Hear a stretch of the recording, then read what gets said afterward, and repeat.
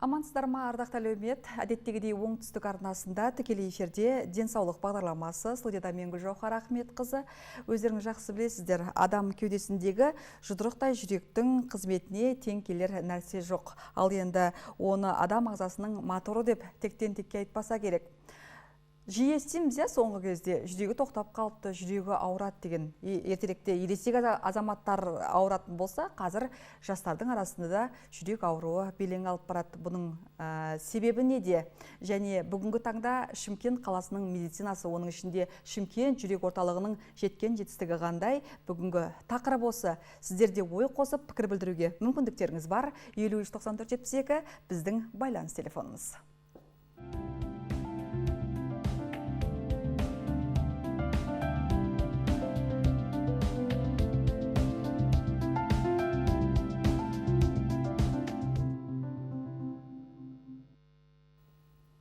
Атам қазақ жүрекке жүк артпа деп текке айтпаса керек. Жүректі аялай білуіміз керек, қадірлей білуіміз керек. Ал енді осы тақырып жайында әңгіме қозғайтын студиямызға қос спикеріміз келген екен, таныстырып өтейін.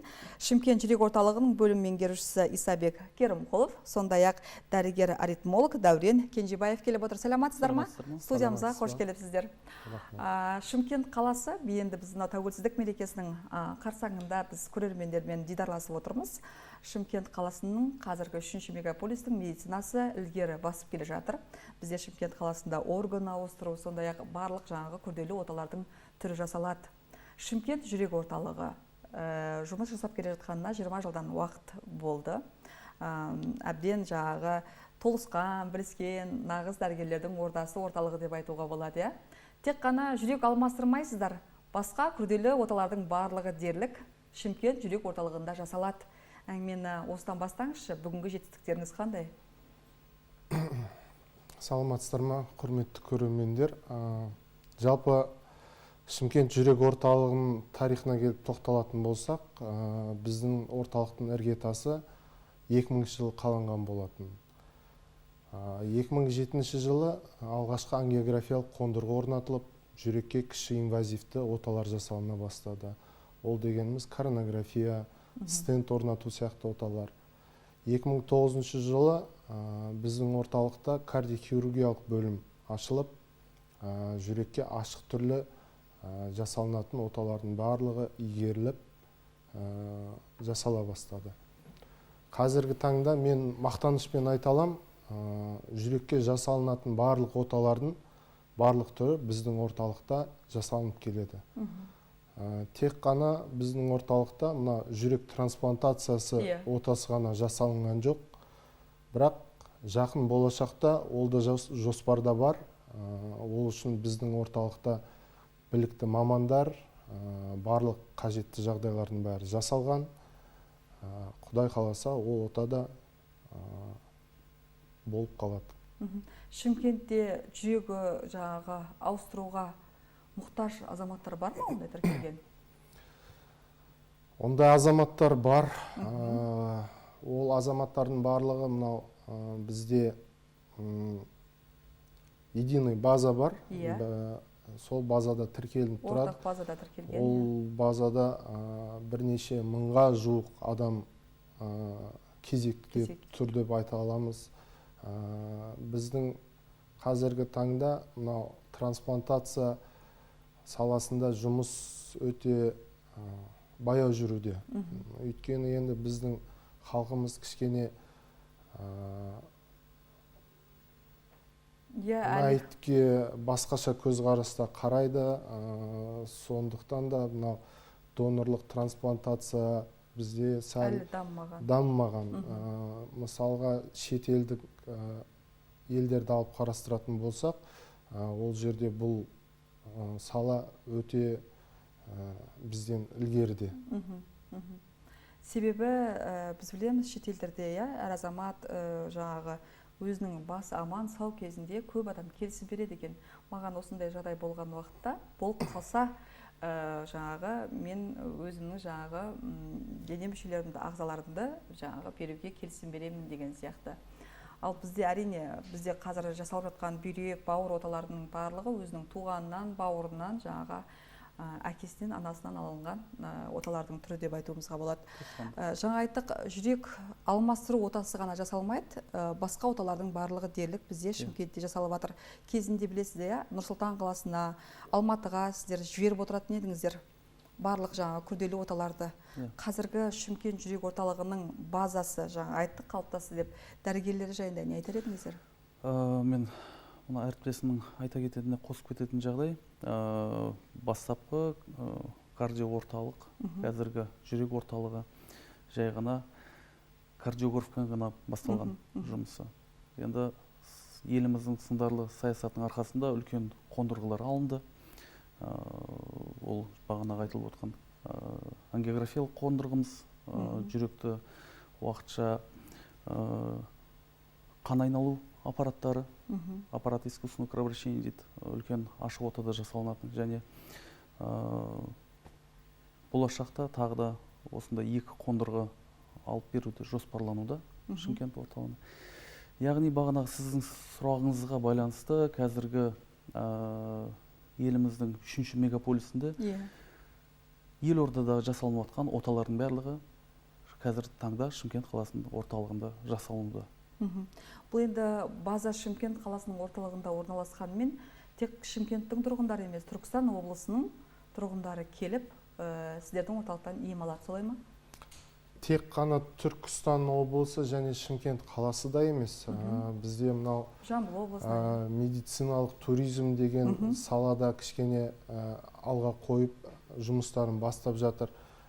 Жақын алыс шетел азаматтары да тек қана біздің облыстың азаматтар емес, мына жақын орналасқан Қызылорда облысы, Жамбыл облысының тұрғындарына да жаңағыдай осындай көмек көрсетіліп келе жатыр.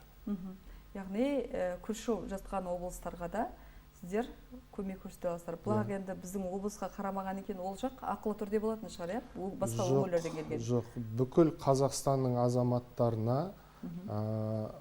азаматтығы болған жағдайда кез келген медициналық мекемеде тегін түрде қызмет көрсетіледі.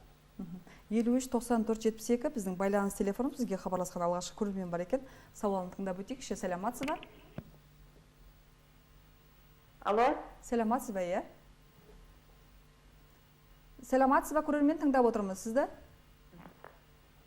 Өкінішті байланыс үзіліп кетті. 53-94-72 біздің байланыс телефонымыз. Ал енді Дәурен мырза, айтыңызшы, Шымкент жүрек орталығы қала халқының ең маңызды органы деп айттық. Жаңағы жүректеріне қаншалықты қамқорлықпен қарайды осы мегаполистің тұрғындары? Соңғы кездерде өте қала тұрғындары, облыс тұрғындары кішкене көңіл бөлуде. Себебі мынау қала әкімдігі тарапынан велосипед жолдары салынып жатыр. Яғни сол велосипед көлігін көп қолдануда, яғни салауатты өмір сүру салтына бейімдеу біздің тұрғындар өте қуанышты жағдай сол жағынан. Жүректі аялау жағынан көңіл бөлініп келе жатыр деп ойлаймын. Қала халқы кішкене оң дұрыс бет бұрыс жасап жатыр ғой. Жаңа қоңырау қайта хабарласқан екен, бізге хабарласқан көрермен. Алло, сәлеметсіз ба? Сәлеметсіз ба? Сізді тыңдап отырмыз. Алло. Иә, тыңдап отырмыз сізді. Алло. Тыңдап отырмыз, сауалыңызды қойыңыз. Өкінішті бізге бүгін байланысқан көрермендер қайта хабарласар деген ойдамыз. 53-94-72 байланыс телефонымыз. Ал енді адам ағзасының жүйке жүйесі жүрекпен де тығыз байланысты ғой, қазір білесіз, қала халқы өте бір жастардың өзі бір агрессивный болып кетті ғой соңғы уақытта. Ашуланшақ, өкпелегіш деген сияқты. Ол енді қоғам қоршаған ортаның өзі кейде осындай жағдайға туғызады. Адамның ашуланғаны, мінез құлқы ол жүрекке әсер етеді ме? Біздің ағзамызда барлық мүшелер бір-бірімен байланыста, тығыз байланыста болады, дұрыс айтасыздар. Ол жүйке жүйенің тозуы, күйзелістер, ол жалпы жүрекке емес, бүкіл ағзаға зардабын тигізуі мүмкін. Жалпы адам мейірімдірек болған сайын жүректе жақсы жұмыс істейді. Соған нақты сенімдім. Сырқатқа себеп болатын тағы қандай факторларды айтасыз? Ер азаматтар енді әрине ішкілік ішпеу керек, темекі тартпау керек, одан басқа. Енді қазір біздің жастарымыздың арасындағы өте кең таралған мынау энергетикалық сусындар бірінші орында алып отыр. Ол кең таралымда және наркотикалық заттар немесе наркотикаға тән заттарды қолдануы да. Солар міндетті түрде адам ағзасына үлкен нұқсан келтіреді, орны бар және дұрыс емес өмір сүру салты. Ұйқының дұрыс орындалмауы, тағам оның ішінде. Тағам міндетті түрде уақытылы жұмыс істеу және уақытылы демалу тәртібін бұзылған кезінде міндетті түрде ол денсаулыққа. Исабек аға, айтыңызшы, жылына шамамен Шымкент жүрек орталығында қанша күрделі ота жасалады? Шамамен біздің орталықта 6000-ға жуық ота жасалынады. Ол ашық түрде жасалынатын оталар саны 500-ден асады. Және кіші инвазивті оталарымыз ол жаңағыдай 4500-нан жоғары. Кезінде сіздер барлық жүрекке дерлік жаңағы оталарды ашық түрде жасайтын болсаңыздар, қазір жаңағы қан тамыры арқылы да жаңағы жасайтын жабық түрде жасалатын оталардың түрі көбейген, солай ма? Дұрыс айтасыз. Қазіргі техникалық заманауи құралдар дамыған заман, сондықтан бізге дәрігерлерге үлкен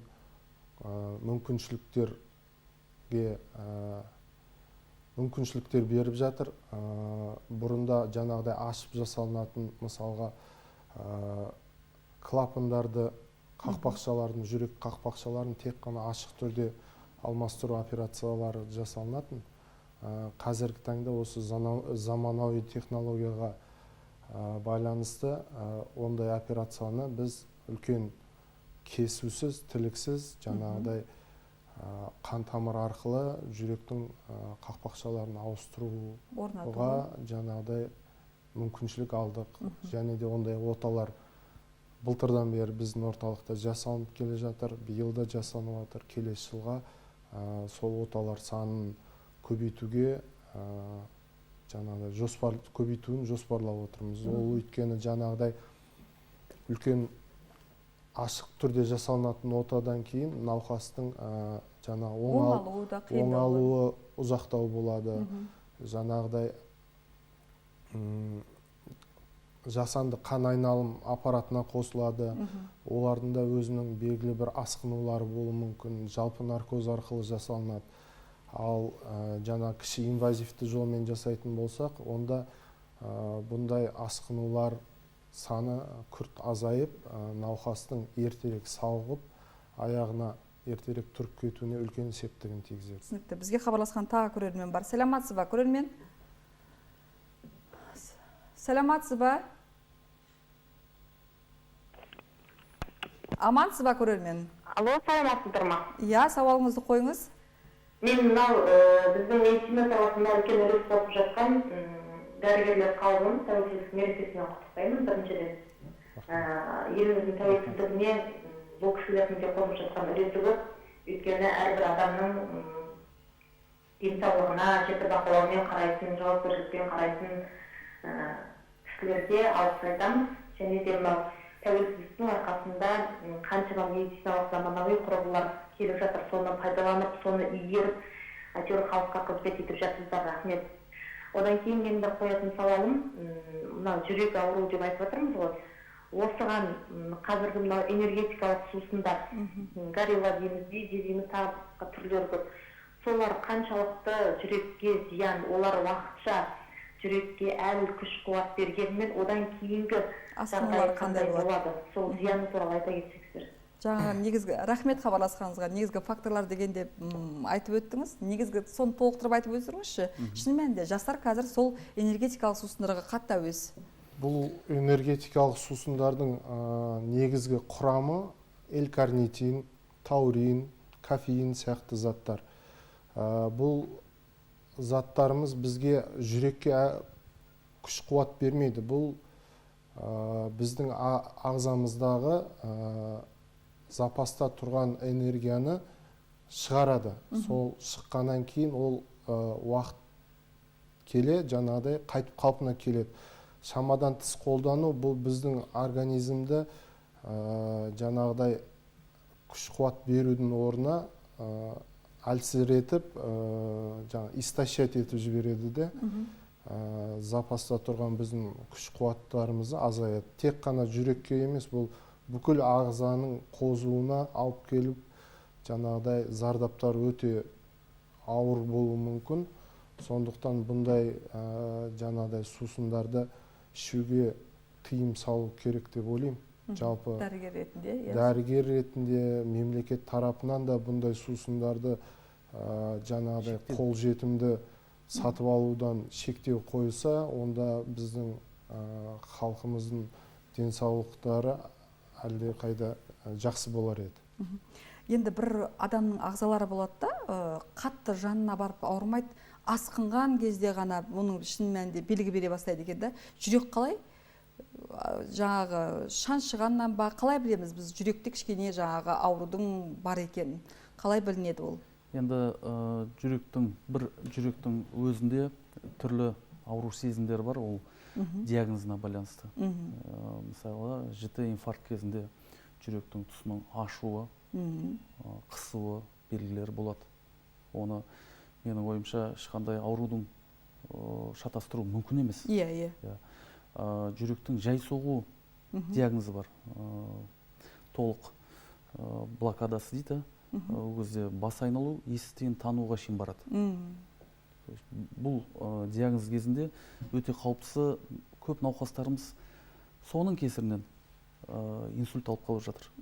Соның кесірінен комаға түсіп қалады. Бір жүректің өзі әртүрлі шағымдарды береді. Әртүрлі белгі. Бізге хабарласқан тағы бір қоңырауды қабылдап өтейікші осы ретте. Сәлематсыз ба? Сәлематсыз ба? Сізді тыңдап отырмыз? Алло. Сәлематсыз ба, иә? Сәлематсыз ба. Мен сұрамақшы едім, менің 40 жаста балам бар да. Соның кейде бір бет жағы олай қат жұмыстырмай қалғанда қатып қалады да. Беті. Бір беті, иә. Оның жүрекке әсері бар ма дейсіз ба соның?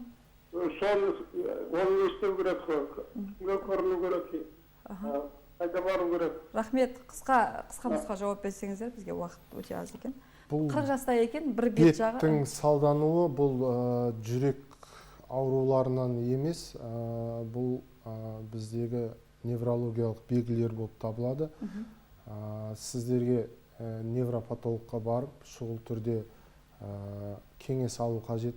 Яғни өткізіп алуға болмайды. Инсульттың алғашқы белгілерінің бірі болып табылады. Болашақта инсультқа алып келіп қаупі бар. Сондықтан міндетті түрде аймақтық өзіңіздің невропатолог дәрігерге барғаныңыз орынды екен. Бізге берілген уақыт аяқталып келеді, аға. Бір ауыз тілектеріңіз болсын, өздеріңіздің әріптестеріңізді қала халқын тәуелсіздік мерекесімен құттықтап өтсеңіздер, иә? Жалпы тәуелсіздік бұл еліміздің баға жетпес байлығы болып табылады. Бүгінгі таңда еліміздің тәуелсіздігіне 30 жыл толып отыр. Осы уақыт аралығында Қазақстан бүкіл әлемге өзінің дара, даңқты ел екенін таныта білді. Жалпы ата-бабаларымыз осындай тәуелсіздікті ғасырлар бойы армандап келген. Қазіргі таңда біз сол күнге қол жеткізіп, тәуелсіз егеменді елде бейбіт өмір сүрудеміз.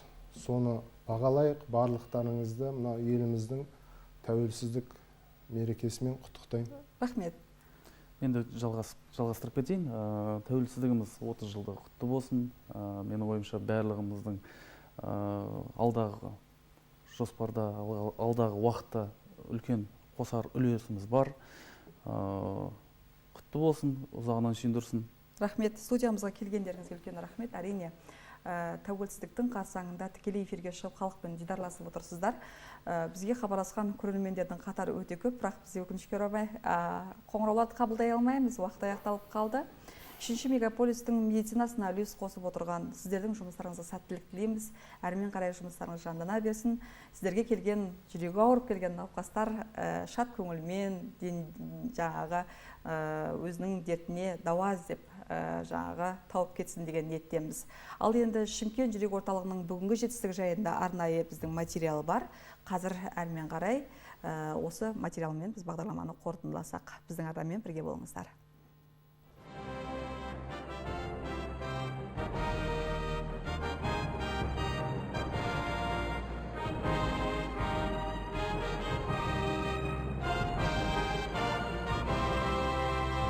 Биыл қастерлі тәуелсіздігімізге 30 жыл. Тарих тұрғысынан алғанда 30 жыл көзді ашып жұмғандай қас қағым сәт. Дегенімен, бұл көптеген халықтар үшін қиындығы мен қуанышы, дағдарысы мен дамуы алмасқан тұтас дәуір деуге болады. Шымкент 3-ші мегаполис болғалы бері медицина саласын дамытуға ерекше көңіл бөлініп жатқандығы баршаға аян. Айта кетейік, мегаполистің меншігінде 36 денсаулық сақтау нысандары халыққа медициналық қызмет көрсетуде. Солардың бірі 2000 жылы Сәуле Әбсейітованың бастамасымен қабырғасы қаланған Шымкент жүрек орталығы. 100 төсек орынға шақталған облыстық кардио орталық небәрі 2 электрокардиограф және 1 дефибриллятормен өз жұмысын бастаған. Алғашқы жылдары материалдық техникалық жабдықтардың жеткіліксіздігіне қарамастан, облыс басшылары мен жетекші кардиолог дәрігерлердің ынта жігерінің арқасында кардиологиялық көмек халыққа қол жетімді болды. Осы жылы Сәуле Әбсейітованың басшылығымен инфаркт бөлімшесі ашылды.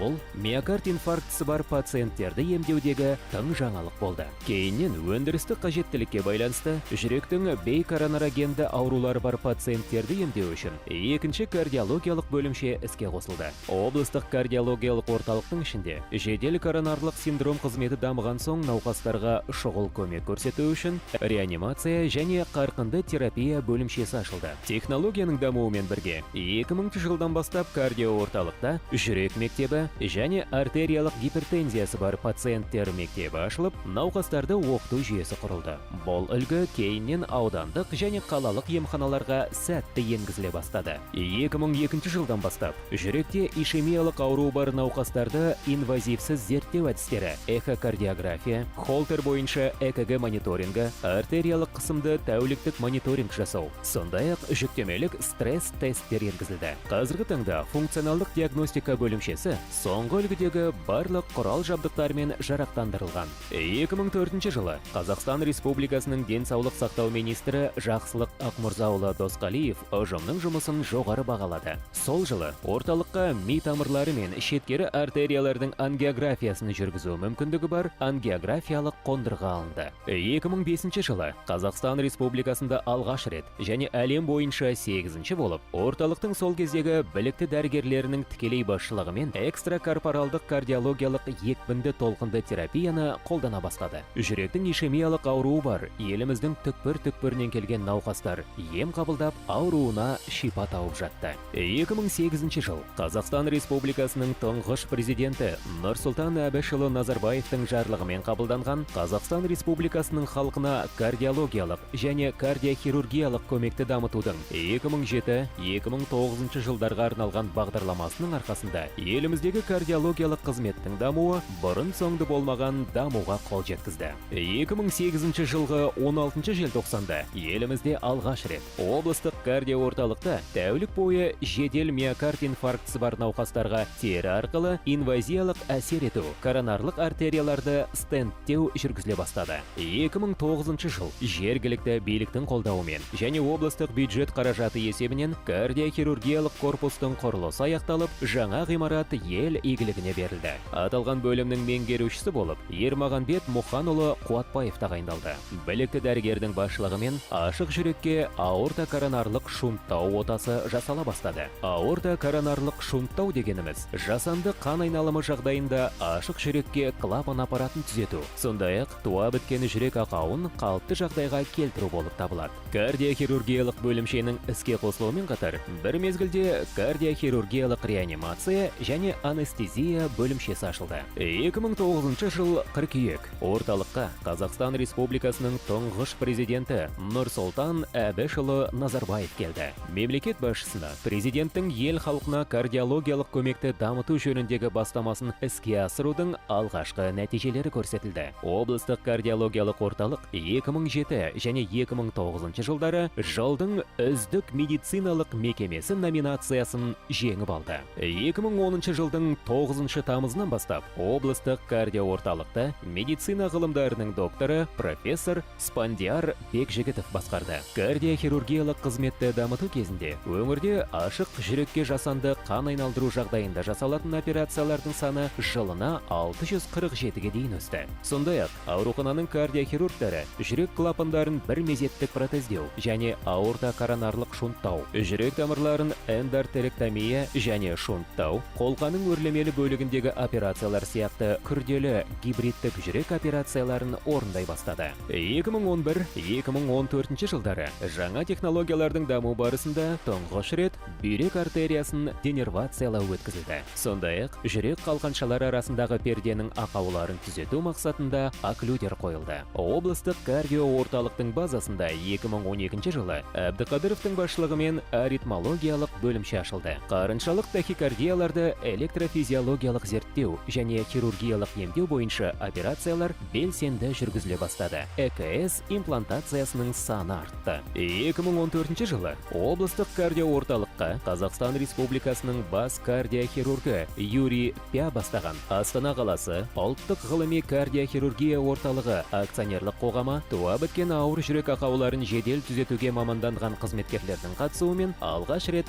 мастер-класстар сериясын өткізді. Сол кезде орталық базасында эндоваскулярлық хирургтар қауымдастығының президенті Серік Әлімбаевтың белсенді араласуымен ашық орталық ағыны бар пациенттерге окклюдер имплантациялау бойынша мастер-класс өткізілді. 2018 жыл облыстық кардиологиялық атауын қалалық кардиологиялыққа ауыстырды. Бұл Шымкент қаласының республикалық маңызы бар мәртебеге ие болуымен байланысты болды. 2019 жыл жоғары санатты дәрігерлер Карто 3 навигациялық жүйесін қолданысқа енгізді және күрделі аритмиялардың радиожиілік аблациясы бойынша оталар жүргізіле бастады. Аритмологиялық қызметтің дамуы созылмалы жүрек жетіспеушілігі кезінде ресинхронизациялық терапия мақсатында кардиовертер дефибрилляторларды және CRT-D аппараттарын имплантациялаумен жалғасты. 2019 жылдан бастап аталмыш мекемеде жүрекшелердің фибрилляциясы кезінде өкпе көк тамырларының сағаларын крио-оқшаулау бойынша операциялар жүргізіле бастады. 2019 жыл қалалық кардиологиялық орталықта медицина ғылымдарының кандидаты жоғары санатты дәрігер кардиохирург Ермағанбет Қуатбаев басқарды. Оның басшылығымен ұйым республикалық аккредиттеуден сәтті өтті және халыққа жоғары технологиялық мамандандырылған көмек көрсетуді жалғастыра бастады. Жоспарлы және шұғыл медициналық көмек көрсету сапасын жақсартуда қабылданған шаралар, әсіресе жүректің қақпақшалары патологиясы және қолқа өрлемелі бөлімінің қатпарлы аневризмасы бар жүкті әйелдерді хирургиялық емдеуді. Сондай-ақ жаңа технологиялар мен цифрландыру енгізу, ұлттық ғылыми кардиохирургия акционерлік қоғамы мамандарын шақыра отырып, мастер-класстар мен халықаралық конференциялар өткізу, алынған нәтижелерді бұқаралық ақпарат құралдарында жариялау бойынша нәтижелі жұмыстар ұйымға оңтүстік өңірдегі жетекші клиникалардың бірі болуға мүмкіндік берді. COVID-19 пандемиясы Қазақстан Республикасындағы денсаулық сақтаудың дамуына қиындықтар алып келді. Жіті тыныс алу және жүрек жеткіліксіздігі бар, өмірлік маңызды органдардың функцияларын қолдауды қажет ететін ауыр пациенттердің саны өсуі Шымкент қаласындағы ECMO қызметінің дамуына себепші болды. Кардиоорталық дәрігерлері қала және Түркістан облысының пациенттеріне, оның ішінде COVID-19 ауыратын жүкті әйелдерге ECMO орната бастады. 2020 жылы орталық орталықтың кардиохирургиялық қызметі мен кадрлық әлеуетін одан әрі дамыту қажеттілігі мен қазіргі сын тегеуріндерді ескере отырып, республикалық мекемелер мен вертикалды бірігу жолымен қалалық кардио орталықты қайта құру туралы шешім қабылданды. Ұлттық ғылыми кардиохирургия орталығы акционерлік қоғамының бірігуі орталыққа кардиологиялық көмек көрсетуде өзінің даралығы мен ерекшелігін сақтауға мүмкіндік берді. Осы жыл сондай-ақ қолқа клапанының транскатетерлік имплантациясының TAVI және интервенциялық кардиологияның дамуындағы жаңа сөзге айналған стенд имплантациясының енгізілуімен ерекшеленді.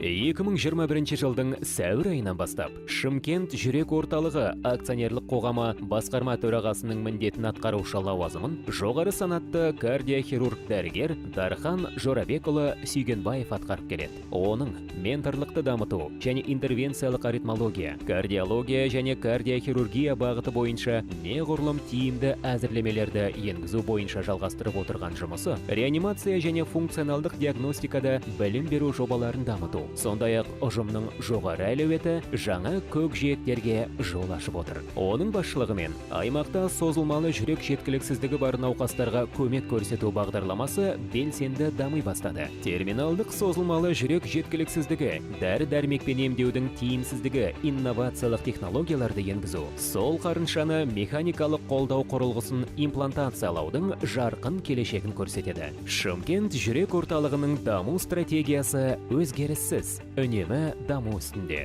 Нұр-Сұлтан қаласындағы ғылыми кардио орталықта созылмалы жүрек жеткіліксіздігінің хирургиялық емінің ұзақ мерзімді жұмысы мен оң нәтижелерін, өз тәжірибелерімен бөлісуге дайын болу, сол жақ қарыншаға механикалық қолдау көрсететін құрылғыны имплантациялауға мүмкіндік берді.